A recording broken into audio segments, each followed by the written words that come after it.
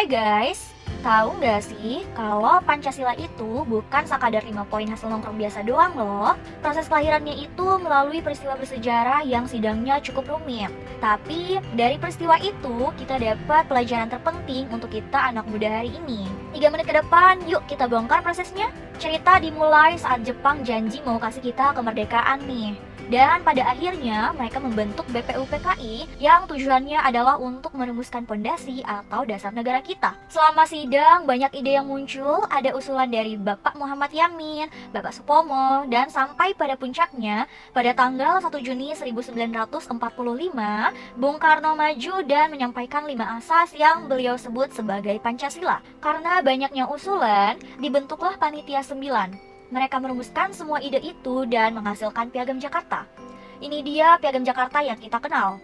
Tapi ada satu kalimat di sila pertama yang bikin heboh saat itu, yaitu ketuhanan dengan kewajiban menjalankan syariat Islam bagi pemeluk-pemeluknya. Oke, kita berlanjut ke tanggal 18 Agustus 1945, sehari setelah proklamasi, giliran PPK ini yang bersidang untuk mengesahkan Undang-Undang Dasar dan Pancasila. Tapi tiba-tiba datang perwakilan dari Indonesia bagian timur. Salah satu tokoh pemeluk agama minoritas bilang, "Tolong, 7 kata di sila pertama Piagam Jakarta itu sangat memberatkan kami." Waduh, kalau dipaksakan, Indonesia bisa pecah lagi dong. Lalu, para tokoh pendiri bangsa dengan jiwa yang besar yang dipimpin oleh Bapak Muhammad Hatta sepakat untuk menghilangkan 7 kata itu dan mengubahnya menjadi ketuhanan yang Maha Esa.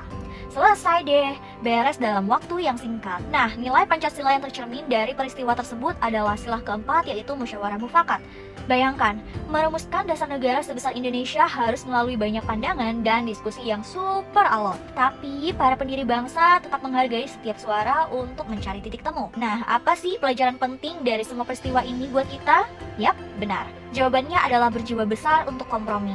Para pendiri bangsa kita mengajarkan kalau ada konflik yang berpotensi memecah persatuan, maka kepentingan nasional harus ditaruh di atas kepentingan pribadi, kelompok, ataupun agama. Tarik napas, mundur sebentar, dan pilih yang mempersatukan bangsa. Di zaman medsos yang serba cepat ini, di mana kita gampang banget terpecah belah gara-gara beda selera, beda aliran musik, atau beda klub bola, bahkan cuma gara-gara status politik. Kita harus ingat sejarah ini nih, relevansinya tuh kuat banget mengingatkan kita untuk berhentilah berdebat dan memaki di kolom komentar hanya untuk menegakkan kebenaran versi kita sendiri. Belajarlah dari Bapak Muhammad Hatta dan kawan-kawan, yaitu rela mengalah demi Indonesia tetap damai. Tugas kita hari ini adalah menjaga warisan berjiwa besar itu. Jangan biarkan scroll HP memecah persatuan yang sudah susah payah dipertahankan dengan keringat, darah, dan kompromi agung. Jadilah generasi kompromi, yuk kita sebarkan kedamaian dan bukan perpecahan. Share video ini kalau kamu setuju, and peace out, bye-bye.